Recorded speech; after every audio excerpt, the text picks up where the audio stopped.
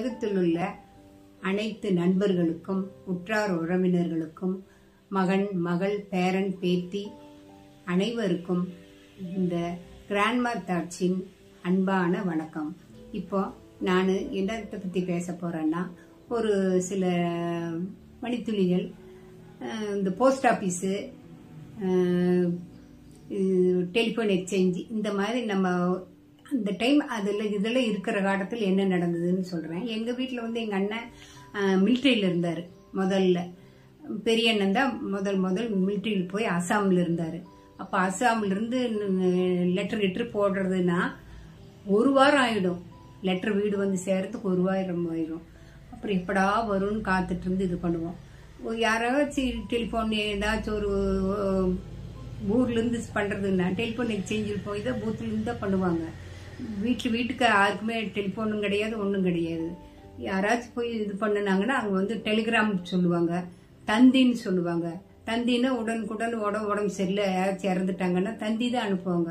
வேற அதுதான் உடனுக்குடன் வந்து சேரும். உடனுக்குடன்னா அவங்க இறந்து ஒரு 3 மணி நேரம் 4 மணி நேரம் கழிச்சு வந்து சேரும். இப்பெல்லாம் அப்படி இல்லை, வித்தின் செகண்ட் என்ன நடந்தாலும், இங்கிருந்து அமெரிக்காவில் நடந்தாலும் அமெரிக்காவிலேருந்து இங்கே வந்து வரத்துக்கும். இப்போ எங்கள் தம்பியோட பொண்ணு அயர்லாந்தில் இருக்குது, அங்கேருந்து ஏதாவது சொன்னோன்னா அத்தைன்னு கூப்பிட்டு இங்கிருந்து பேசுவாங்க. அது மாதிரி ஒரு செகண்ட் அவங்க என்னாச்சும் நினைக்கிறாங்களோ பேசணுமா வந்து அப்படியே வந்து பேசிக்கிறாங்க. முன்னெல்லாம் பேசுறதுக்கே ஒரு இதாக தான் இருக்கும்.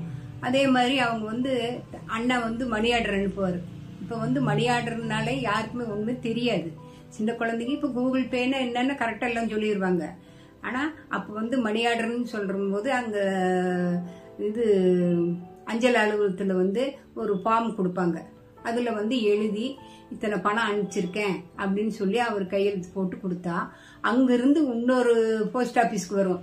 அந்த இது அங்கிருந்து அப்படி ஒவ்வொன்றா மாற்றி இந்த வீட்டுக்கு வந்து சேரும்போது ஒரு வாரம் ஆயிரும் பணம் வந்து. அதுக்கு போஸ்ட் ஆஃபீஸ்காரர் வந்து போஸ்ட்மேன் வருவார். வந்து அப்போல்லாம் சைக்கிள் தான், சைக்கிள் மணி அடிச்சுட்டு வந்து வீட்டில் வந்து மணி அடிச்சுட்டு நின்னாருன்னா, ஓ இன்னைக்கு அண்ணா பணம் அனுப்பிச்சிட்டாங்கன்னு சொல்லிட்டு ஒரே சந்தோஷமா இருக்கும். போய் பார்த்தோம்னா அவர் தான் இருப்பார். அப்புறம் பணம் எல்லாம் எண்ணி கொடுப்பாரு. வாங்கிட்டு அதில் ஒரு கையெழுத்து போட்டு நாங்கள் வாங்கிட்டோம் அப்படின்னு சொல்லி அதில் ஒரு சேஃப்டியாக ஒரு கையெழுத்து போட்டு அனுப்பிச்சி விட்ருவோம். அண்ணனும் இது பண்ணுவாங்க. இப்படி ஒவ்வொரு இதுக்கு போகணுன்னா இது ஒரு சிரமந்தான். அதே மாதிரி பொங்கல் திருவிழா, தீபாவளி அப்படின்னு சொன்னோம்னா விசிட்டிங் கார்டு எல்லாமே அனுப்புவாங்க. பொங்கலுக்குன்னு பார்த்தோம்னா போஸ்ட் ஆஃபீஸ்லேருந்து வந்துச்சுன்னா ஒவ்வொரு வீட்டுக்கு 10-15 இன்விடேஷன் வரும். எல்லாரும் பொங்கல் வாழ்த்துக்கள் சொல்லுவாங்க, தீபாவளி நாள் வாழ்த்துக்கள் சொல்லுவாங்க. எல்லாமே அந்த பொங்கல்னு பார்த்தோம்னா ஒரு வாரத்துக்கு எல்லார் வீட்டுக்கும் போஸ்ட்மேன் வந்துட்டு போவார். ஏன்னா அப்போ வந்து விஷ் பண்ணுறதுக்கு பதிலாக இது பொங்கல் அட்டை அனுப்பிச்சிருவாங்க. அப்போ கடையில் வந்து ஜரூராக விற்கும். பொங்கல் வந்து டிசைனாக பொங்கல் அட்டை வந்து விற்றுச்சுன்னா காஸ்ட்லியே வரைக்கும் போகும். காஸ்ட்லியே எவ்வளோ ஒரு 5 ரூபா போச்சுனாலும் அது காஸ்ட்லி தான்.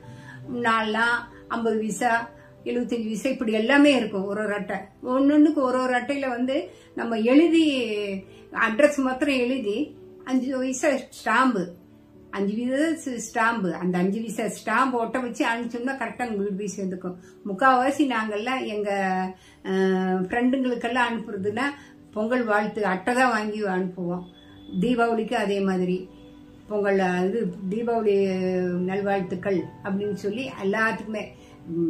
முக்கால்வாசி தீபாவளி விட பொங்கலுக்கு தான் நிறைய வரும். ஏன்னா ஒரு வாரம் லீவ் விட்டுருவாங்களா, அப்போ பொங்கல் வாழ்த்து தான் நிறைய வரும். அப்போ நாங்கள் வந்து எல்லாமே இந்த போஸ்ட் ஆஃபீஸ் மூலியமா எல்லாமே இது பண்ணி தந்தி இது ஏதோ ஒரு நாளைக்கு தான் வரும். அதை பற்றி இது இல்லை. ரேராக வந்து போஸ்ட் ஆஃபீஸில்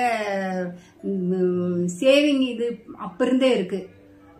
4 50 பைசா 1 ரூபா அப்படி எல்லாம் போட்டு வச்சு மாதத்துக்கு ஒரு தடவை போய் கட்டிட்டு வந்தோம்னா 5 வருஷம் கழிச்சு அது டபுள் மடங்கா நம்மளுக்கெல்லாம் கொடுப்பாங்க, பண்ணுவாங்க. அந்த காலத்திலேயே சேமிப்பு, அஞ்சலக சேமிப்புன்னு அது நல்ல ஒரு அட்டை கொடுத்து அந்த அட்டையில் நம்ம எத்தனை காசு சேர்த்து வைக்கிறோமோ அதை எழுதி கொடுத்துருவாங்க. அதே மாதிரி ஸ்கூல்லையும் நல்லா சொல்லி கொடுத்தாங்க. எல்லா ஸ்கூல்லையுமே ஒரு அட்டை கொடுத்துருவாங்க. அது வந்து உங்களுக்கு எப்போ காசு கிடைக்குதோ அதெல்லாம் கொண்டு வந்து இதில் போஸ்ட் ஆஃபீஸில் போட்டிங்கன்னா கடைசியில் உங்களுக்கு ஒரு எப்போ நீங்கள் ஸ்கூல் முடியுதோ அப்போ சொன்னால் அந்த காசு உங்களுக்கு வீடு வந்து சேர்ந்துக்கும் போது அந்த குழந்தைங்களுக்கு ரொம்ப சந்தோஷமா இருக்கும். இப்படி ஒரு சேவிங்ஸ் நம்மளுக்கு இருக்கு அப்படின்னு சொல்லிட்டு.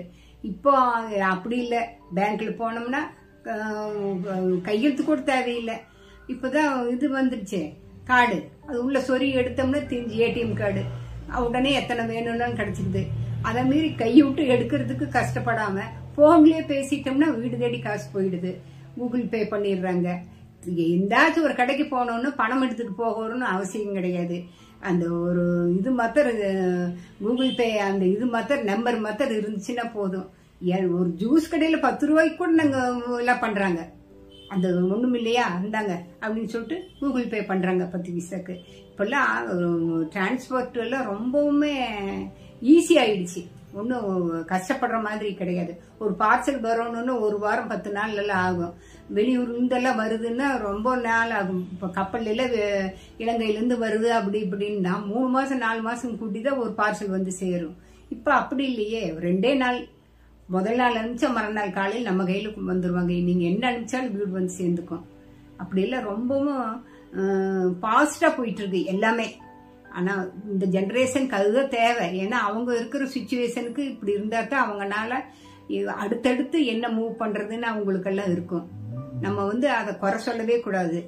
இப்படி இருந்தா தான் அவங்களுடைய லைஃப் நல்லா இருக்கும்.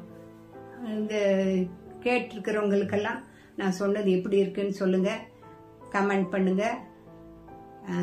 கிராண்ட்மா தாட்ஸின் அன்பான வணக்கங்கள், நன்றி. உங்களுடைய சப்ஸ்கிரைப் பண்ணுங்க, உங்கள் எண்ணங்களை பகிருங்க, லைக் பண்ணுங்க, ஷேர் பண்ணுங்க.